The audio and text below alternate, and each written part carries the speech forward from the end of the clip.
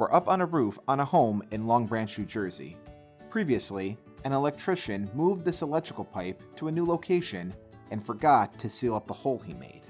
Fortunately, after a thorough inspection, there was no sign of any wildlife or water damage in the attic.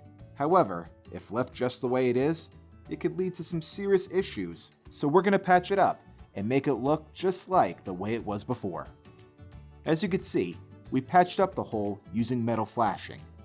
We cut the flashing as the same size as the roof shingle, secured it in place, and used a waterproof premium sealant.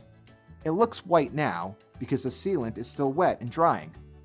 Now, in order to make the roof look exactly like it did before, we matched the color of the roof with an asphalt granular and applied it to the metal flashing. That way, it blends in with the roof. Now the hole has been repaired, the repair blends in with the roof, and no nuisance wildlife will enter the attic.